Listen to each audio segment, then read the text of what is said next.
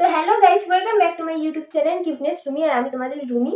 তো আজকে ভিডিওটা কি নিয়ে হতে চলেছে তা তো তোমরা থাম্বনেল দেখে বুঝেই গিয়েছো। তো তাও একবার বলে দিই কি আজকে আমি আমার হেয়ার কেয়ার রুটিন তোমাদের সঙ্গে শেয়ার করব। তো আমি সপ্তাহে একদিন আমার হেয়ার কেয়ার করে থাকি। তো তোমাদের সঙ্গে আজকে শেয়ার করব যে আমি কি কি হেয়ার কেয়ার করে থাকি। তো চলো বেশি না বকে শুরু করি, চলো। তো প্রথমে এখানে আমি একটা পেঁয়াজ নিয়ে নিয়েছি। এবার এটাকে আমি ছোটো ছোটো পিস করে কেটে নিয়েছি। এবার এটা আমি ব্লেন্ডারে দিয়ে পেস্ট করে নেব। তো তোমাদের কাছে যদি ব্লেন্ডার না থাকে তো তোমরা শিলে বেটে নিতে পারো। তো গাইস, এখন আমি পেঁয়াজগুলোকে ব্লেন্ড করব। তো এখানে একটা জিনিস খেয়াল রাখতে হবে কি আলাদা করে কোনো জল ইউজ করা যাবে না। এখানে আমি আগের দিনকার কিছুটা মেথি ভিজিয়ে রেখেছিলাম, তো সেটাই এটা আমি ওর মধ্যে দিয়ে দিলাম। এছাড়া আর কোনো মানে জল ইউজ করা যাবে না।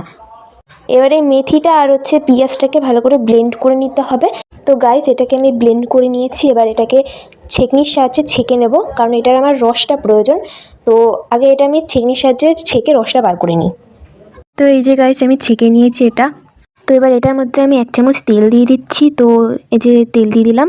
তো তোমরা যে কোনো তেল ইউজ করতে পারো, আমি এই তেলটা ইউজ করছি, তোমরা নারকেল তেলও ইউজ করতে পারো।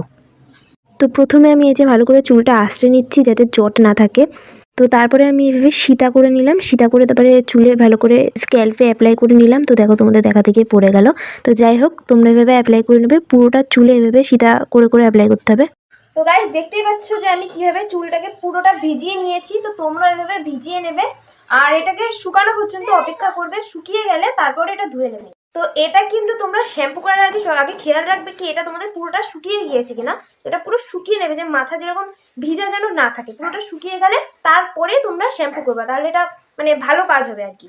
তো গাইস, এই দেখো আমি শ্যাম্পু করে চুলটা ড্রাই করে নিয়েছি। তো এইটাই ছিল আমার হেয়ার কেয়ার রুটিন। তো তোমরা অবশ্যই এটা ট্রাই করো, এটা তোমাদের চুল পড়া বন্ধ হবে আর নতুন চুল গজাবে, খুশকিও থাকবে না।